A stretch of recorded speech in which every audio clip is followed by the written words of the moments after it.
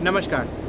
तो बहुत टाइम बाद आपसे वापस एक वीडियो बना रहे हैं, तो आपसे मुलाकात हो रही है आज। उम्मीद करता हूँ सब जगह भी भारत में आपको गर्मियाँ शुरू हो गई हैं, तो हीट स्ट्रेस लगना शुरू हो चुका है। तो हीट स्ट्रेस क्या होता है? हीट स्ट्रेस का मतलब है कि जब आपके वहाँ पर जो वातावरण में या तो एनवायरनमेंट में जब टेम्परेचर बढ़ जाता है तो गर्मी लगना शुरू हो जाता है। तो अगर आपके पास गाय है, खास करके अगर एचएफ गाय है, तो उसका कंफर्टेबल क्लाइमेटिक जोन है 10 से लेकर 15 डिग्री 20 डिग्री तक चल सकता है। क्रॉस ब्रेड है तो 25-30 डिग्री तक चल सकता है। आइडियली तो 25 या 30 मैं नहीं कहूँगा, 25 डिग्री तक बढ़िया टेम्परेचर है। बट आई डोंट थिंक अभी ज़्यादातर जोन्स में गर्मी इससे ज़्यादा ही हो चुकी है। तो हम लोग अभी है हीट स्ट्रेस में। तो हीट स्ट्रेस के सिम्टम्स क्या देखने मिलते हैं कि गाय खड़ी खड़ी अपनी जगह हल्का सा हिलना शुरू कर देती है, कुछ इस तरह से। दूसरे स्टेज में आती है कि गाय की जीभ बाहर आ जाती है और फिर हिलती है, ऐसे हिलना शुरू कर देती है। और तीसरे स्टेज में जीभ बहुत ज़्यादा बाहर आ जाती है, गाय पूरी हिल रही है और जीभ से पानी का डिस्चार्ज भी शुरू हो जाता है। अगर इसी टाइम पे आप गाय का रेक्टल टेम्परेचर देखते हैं, मतलब पीछे से अगर आप थर्मोमीटर डाल के टेम्परेचर देखते हैं, तो नॉर्मल टेम्परेचर से 1 या 2 डिग्री या कई बार 3 डिग्री तक भी ऊपर जा सकता है। हीट स्ट्रेस के अगर एनिमल आपका ग्रस्त हो गया, हीट स्ट्रेस उसे लग चुका है, तो नॉर्मल टेम्परेचर अगर 101.2 है तो बढ़कर 102 भी हो सकता है, 104 भी हो सकता है। उससे ज़्यादा गर्मी अगर होती है तो 106 तक भी टेम्परेचर जा सकता है। इस टाइम पे हम कहेंगे कि पशु बीमार नहीं है, रेदर कि इसे हीट स्ट्रेस लग गया है। तो हीट स्ट्रेस के लिए सबसे बेहतर होता है कि उसका कूलिंग किया जाए। तो इसके लिए मल्टीपल मेथड्स अवेलेबल है जो आपको मैनेज करनी चाहिए। सबसे पहला तरीका है कि जो आप डाइट खिला रहे हैं, जो तो आप राशन दे रहे हैं गाय को, उसमें आप थोड़ा हल्का सा सोडा डाल दीजिए। तो खाने का सोडा मतलब कि सोडा बाइकार्ब, इसे आप जीभ पर रख के पहले चख लें। बिल्कुल भी सॉल्टी नहीं होना चाहिए टेस्ट, सोडा का टेस्ट अलग होता है। तो आप टाटा का या किसी भी अच्छी कंपनी का सोडा मिले मार्केट में, पहले सोडा हल्का सा चख लें, फिर अपने पशु को दें। हम लोग अभी अपने हाइल्डर गाय का मेरा मतलब है कि जिन ग्रुप का मेरा एवरेज अभी 35 लीटर से ज़्यादा है, उनको मैं अभी 350 ग्राम सोडा प्रतिदिन खिला रहा हूँ। जो मेरी गाय 20 से 25 लीटर या तो 30 लीटर के बीच के दूध की है, उनको भी 200 ग्राम खिला रहा हूँ सोडा। और अगर उससे कम दूध की है, 10 से 20 लीटर की गाय है, तो उनको भी मैं 150 ग्राम के आसपास सोडा बाइकार्ब अभी खिला रहा हूँ। तो सोडियम बाइकार्बोनेट आपको रोज़ डाइट में खिलाना चाहिए। और ये सोडा बाइकार्ब एक टाइम ना देकर, जैसे आप 350 खिला रहे हैं और दिन में 3 बार खिला रहे हैं, तो उसको 3 हिस्सों में बांटकर हर डाइट में उसको दें, ना कि एक बार में पूरा सोडा दे दो और बाकी के टाइम उसे कुछ ना मिले। तो सबसे पहली टेक्निक है कि आप सोडा बाइकार्ब अपने डाइट में शुरू कर दें। सेकंड, अपनी गाय अगर आपकी डाइट में ज़्यादा स्टार्च मतलब कि ज़्यादा मक्का या गेहूँ हो, तो उसे थोड़ा कम करके शुगर बढ़ा दें। शुगर कंटेंट वाली बहुत सारी चीज़ें अवेलेबल है मार्केट में, तो आप शुगर कंटेंट वाली चीज़ें थोड़ा इंक्रीज़ करें। तो जो स्टार्च से नेगेटिव इम्पैक्ट है वो आपको शुगर से नहीं मिलेगा। प्लस शुगर अभी जाएगा तो गाय को जो खाना पसंद है वो हमेशा मीठा खाना ज़्यादा पसंद होता है और खट्टा खाना ज़्यादा पसंद होता है। तो जब आप डाइट को थोड़ा मीठा कर देंगे तो गाय का ड्राई मैटर इंटेक, मतलब गाय जितना खाना चाहिए उतना भी अभी इस गर्मियों की मौसम में खा लेगी। तो ये चीज़ आपको डाइट से करनी चाहिए। फिर आता है कि गाय को कूलिंग करना पड़े। तो कूलिंग किस टाइम पे होना चाहिए, वो आपके यहाँ पे आपको online THI index, temperature humidity index, आपको चाहिए तो ऑनलाइन मिल जाएगा। नहीं मिले तो आप हमको व्हाट्सएप हमारे नंबर पे कर सकते हैं, तो हम आपको THI इंडेक्स का पूरा चार्ट भेज देंगे।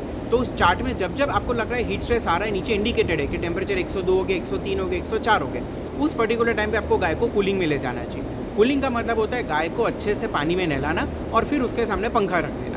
सो जैसे ये पानी डालते हैं तो गाय का जो टेम्परेचर है वो पानी को मिल जाएगा और पानी इवापोरेट हो जाएगा, और जो पंखा है वो इस इवापोरेशन में हेल्प करेगा। तो ऐसे करके आपकी गाय का टेम्परेचर कम होगा। अभी मैं बैठा हूँ इंदौर मध्य प्रदेश में एक्टिव मूव फार्म्स पे। तो हमारे अभी हम कूलिंग कर रहे हैं सुबह 11 बजे, दोपहर में 2 बजे और शाम को फिर से हम 5 बजे के आसपास कूलिंग कर रहे हैं। अभी हम 3 टाइम कूलिंग पे, अगर गर्मी और बढ़ेगी तो हम लोग रात को 8 बजे की भी कूलिंग शुरू कर देंगे। कूलिंग के लिए भी मल्टीपल टेक्निक अवेलेबल है। कई लोगों का मानना है फॉगर अच्छे हैं, कई स्प्रिंकलर अच्छे हैं, बट मेरी पर्सनल चॉइस है हमेशा स्प्रिंकलर होती है। फॉगर में क्या होता है कि वाटर का जो ड्रॉपलेट है वो साइज़ बहुत छोटी है, तो स्किन पे गिरते ही जल्दी इवापोरेट हो जाएगा, तो आपकी गाय का इफेक्टिव कूलिंग नहीं हो पाता है। जबकि अगर आप स्प्रिंकलर यूज़ करते हैं तो बड़े वाटर ड्रॉपलेट आएंगे, तो आपकी गाय ज़्यादा इफेक्टिवली कूल होगी। गाय को नहलाया, अब अगला प्रश्न होता है कितनी देर तक हम गाय को नहलाएं। तो गाय को नहलाने का मेरे हिसाब से कोई घड़ी देखकर टाइम नहीं डिसाइड कर सकते, बेटर है कि आप गाय को देखें। मैं क्या करता हूँ, जब हमारी 100% गाय जुगाली करना शुरू कर दे, मतलब जब हम कूलिंग एरिया में ले जाते हैं तो गाय जब जुगाली शुरू कर देती है, जब हमने नहलाया 20 मिनट या 30 मिनट, पॉसिबल है गर्मी कम हो तो 15 मिनट में जुगाली शुरू कर देगी, गर्मी ज़्यादा लगेगी तो 20 मिनट लगेगी या 25 मिनट लगेगी। बट अगर मैं 10 गाय नहलाने ले गया हूँ, 10 की 10 जुगाली करती है, तो मैं समझता हूँ कि मेरा कूलिंग हो चुका है, मैं गाय को वापस बांध में ले आता हूँ। उसी टाइम पे जब वो वापस आती है तब उसके पास खाने फीड एली में खाना होना चाहिए, ताकि वो जैसे ही ना के आइए भूख लगेगी और खाना खाएगी, तब आपका गर्मियों का प्रोडक्शन भी नहीं टूटेगा। तो इतनी चीज़ें आपको करनी ज़रूरी है। अब आपको दिखाते हैं हीट स्ट्रेस के वेरियस स्टेजेस। तो पहली गाय अगर आप देखें, ये ब्लैक गाय आपको दिख रही है, हल्की सी भी जुगाली कर रही है, बट अपनी जगह पे हल्का हल्का हिल रही है।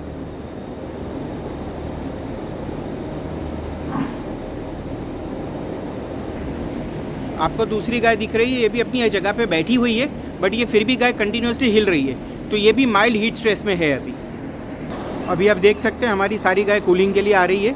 हम कूलिंग कर रहे हैं होल्डिंग एरिया में, जहाँ पर गाय मिल्किंग के पहले जस्ट रहती है, उस एरिया में हम लोग अभी कूलिंग कर रहे हैं।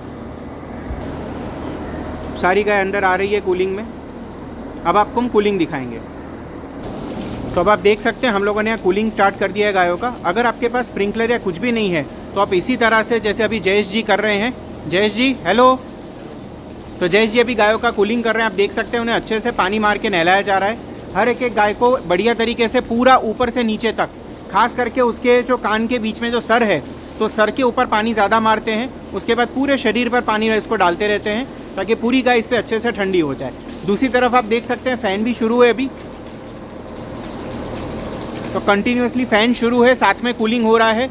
तो यहाँ पर ये सारी हाइल्डर गाय हैं हमारी, जिनकी अभी एवरेज 38 लीटर्स चल रही है इस ग्रुप की। तो ये गाय अभी पूरा टाइम यहाँ नहाएगी, पॉसिबल है आधा घंटा लगेगा इन्हें नहलाने में। तो ये सारी गाय अभी हम नहलाएंगे। तो आप देख सकते हैं कि इस तरह से कूलिंग करना ज़रूरी है। बट एक और प्रश्न आता है कि क्या कूलिंग किसके किसके ग्रुप का करना चाहिए। तो आपकी सारी दूध वाली गाय तो करना ही चाहिए, उसके अलावा जो आपकी गाय प्रेग्नेंट है उसका भी पक्के से आपको कूलिंग करना चाहिए। अगर प्रेग्नेंट गाय का कूलिंग नहीं करेंगे तो उनका ड्राई मैटर इंटेक कम होगा, फिर अपने कहते हैं कि उनका बच्चे का वजन कम आया, या तो हमारी गाय जिसने गर्मी में बच्चा दिया है उसके बच्चे का काफ का बॉडी वेट कम है, कोलेस्ट्रॉल कम आया है। तो ये सारी चीज़ें हम दूर कर सकते हैं अगर हम अपनी गाभन गायों को भी नहलाएं। तो भले गाभन गाय दूध दे रही हो और नहीं दे रहे हो, बट उन्हें नहलाना ज़रूरी है।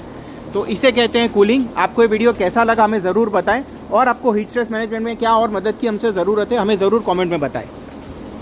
धन्यवाद।